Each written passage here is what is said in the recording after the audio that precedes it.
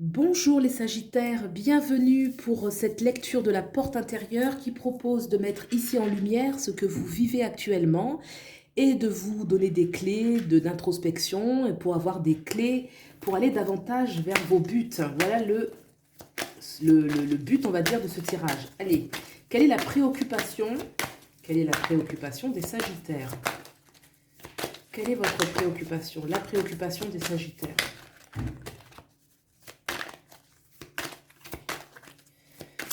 Les préoccupations des Sagittaires.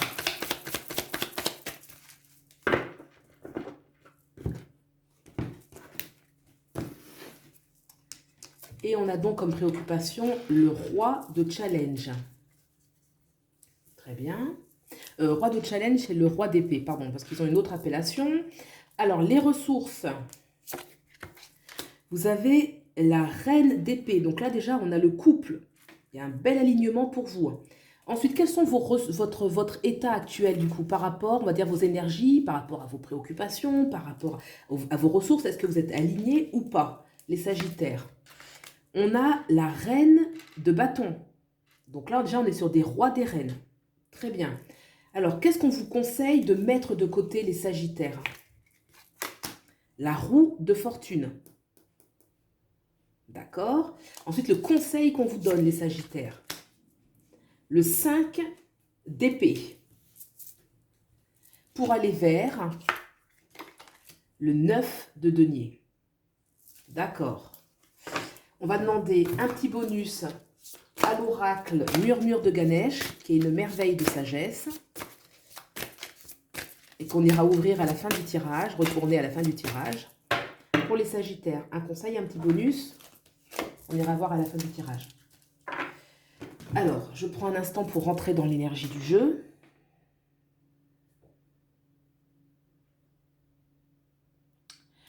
Dans l'énergie actuelle dominante, il y a une énergie de désir. Le désir, c'est le désir dans la vie, le désir d'accomplir, le désir de faire des choses en phase vraiment.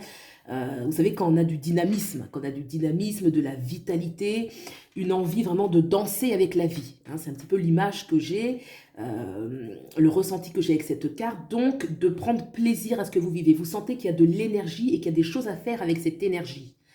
Dans vos préoccupations, on voit que ce roi d'épée parle qu'on veut canaliser cette énergie. On ne veut pas qu'elle aille dans tous les sens et n'importe comment. Bien sûr, danser la vie parce qu'on est dans la joie de vivre et on a envie de vibrer, mais il y a quand même une notion de sens, de direction à prendre. Ce roi d'épée, il est stratège. On veut vraiment mettre en place quelque chose. Ça peut être un projet sur le plan professionnel. Ça peut être porter un projet pour sa famille, pour sa vie sentimentale. Mais on est quand même meneur.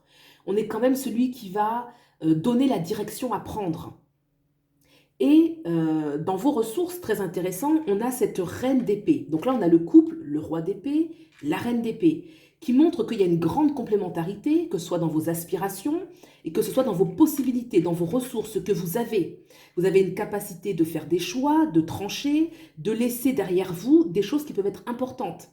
Parce que c'est pour le bien de ce vers quoi vous allez. Et dans ce que vous devez laisser, on a cette roue de fortune. Alors cette roue de fortune, certainement que déjà, il y a une idée quand même de ne pas, entre guillemets, compter seulement sur le destin. Ça veut dire que là, vous prenez votre destin en main. Il y a une énergie, il y a une verticalité ici puissante de personnes qui sont visionnaires, de personnes qui sont intelligentes, qui savent communiquer avec elles-mêmes, avec les autres, faire des choix radicaux et on va pas se laisser porter un petit peu par le hasard. On n'a pas envie, et c'est pour ça que là j'ai vraiment une énergie où on danse la vie, on danse avec la vie, où vraiment on va déployer cette reine des bâtons, c'est son désir, sa volonté, mais on va canaliser cela. Et donc cette roue de fortune que vous laissez, c'est parce que vous ne laissez pas les choses qui se passent autour de vous, un petit peu, vous savez, quand on se sent pris dans une vague, que ce soit collectif, que ce soit personnel, professionnel, on ne se laisse pas intimider par cela. On va se recentrer et faire des choix qui sont astucieux. Dans le conseil qu'on vous donne avec ce 5 d'épée, on vous demande de ne pas avoir peur de certains changements qui peuvent avoir lieu, que ce soit sur le plan professionnel, que ce soit sur le plan sentimental, relationnel. Ce 5 d'épée, vraiment, c'est ayez confiance, soyez recentrés et n'ayez pas peur des gros changements. Parce qu'il peut y avoir certains déracinements, certaines choses où on n'a plus totalement ses repères. Mais cela est nécessaire d'opérer ces changements parce que là, ce roi d'épée, il voit sur du long terme. Il y a des choses qu'il veut changer.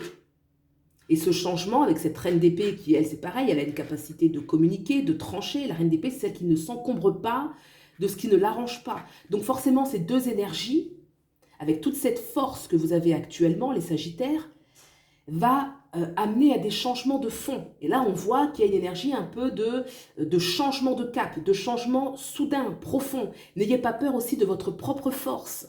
N'ayez pas peur de vous confronter aux autres. Puisque vous avez une certaine force en vous et qu'elle doit être utilisée. Vous pouvez rencontrer des obstacles, n'ayez pas peur. Restez focus. Et ça, vous l'avez. Hein. La reine des épées, c'est une énergie quand même où on n'est pas impressionnable. Vous voyez, on n'est pas impressionnable dans le sens où on a bien la tête sur les épaules. Et, alors excusez-moi, vous ne voyez pas très bien le jeu là comme ça. On n'est pas impressionnable, on ne se laisse pas impressionner par les autres, par les gens, par les faits de société. On garde bien la tête sur les épaules. Pour aller donc vers ce 9 d'épée, ce 9 de bâton. Ce n'est pas du tout ce 9 d'épée, c'est le 9 de bâton. Le 9 de denier, ouh là là, je vais y arriver. C'est-à-dire que c'est 9 of boons, ils ont aussi leur appellation. Cette carte me parle déjà de sécurité. Là, on l'a vu, il y a une peur de déracinement, une peur de changement. D'ailleurs, on dit bien, laisser de côté la peur du changement, parce que la roue qui tourne, c'est aussi, je disais, le destin, le hasard, on n'est pas maître des choses, mais c'est aussi le changement. N'ayez pas peur du changement. Et vous allez vers une grande sécurité, parce que ce 9 de denier parle qu'on se sent chez soi. Vous voyez, ce personnage, elle est déjà en harmonie avec ce qu'elle souhaite, c'est les petits êtres de la nature, hein, donc elle est chez elle, en harmonie avec les éléments, avec les petits animaux, il y a des fruits, il y a une abondance, il y a des fleurs, il y a une nature luxuriante. Donc ça nous parle de sécurité, ça nous parle de bien-être, ça nous parle de contentement, et ça nous parle vraiment de sécurité. Moi, c'est une carte, et en ce moment dans les énergies, où moi je sens beaucoup l'énergie de la sécurité. Peut-être aussi parce qu'on est dans une période qui est délicate, qui amène des changements, mais là, quand même, dans cette colonne vertébrale du jeu, on a quand même une reine des bâtons. Reine des bâtons, c'est celle qui est libre. Elle est libre d'aimer, elle est libre de désirer, elle est libre de choisir. Elle respecte sa nature et elle se fait respecter. On a ce roi d'épée, donc dans la préoccupation, c'est je planifie ma vie. C'est clairement ça, je planifie ma vie, je reste maître de mon destin. Je laisse justement ce destin qui veut m'amener là où il veut, non, je le laisse de côté, parce que c'est moi qui décide de ma vie, avec cette reine des épées, c'est moi qui décide de ma vie, c'est moi qui fais mes choix, et c'est moi qui décide de trancher avec les situations et les personnes qui ne me conviennent pas. Pour cela, j'accepte le défi majeur qui est la perte de repères, certains déracinements du connu, pour aller vers quelque chose de nouveau, ce 9 qui parle d'un contentement intérieur, ce 9 de denier, et qui manque dans mes vraies valeurs. Alors, qu'est-ce que dit l'oracle? Réalisation. Vous voyez? La réalisation. Et c'est pour ça, donc on voit ce magnifique Ganesh, hein, qui est un dieu du panthéon hindou, qui est en train de lire. C'est le dieu également protecteur, qui vous protège, qui protège les humains, qui parle avec le 6 de nouveau départ, de victoire, de réalisation. Et c'est pour ça qu'il y a quand même une énergie ici où on prend son destin en main. On ne se laisse pas, vraiment, on ne se laisse pas bousculer par les événements, par tout ce qui peut se passer autour de soi, parce qu'on va prendre les choses en main dans sa vie. On va se réaliser. On va réaliser ses objectifs. Il y a vraiment une énergie où je prends les choses en main dans ce tirage.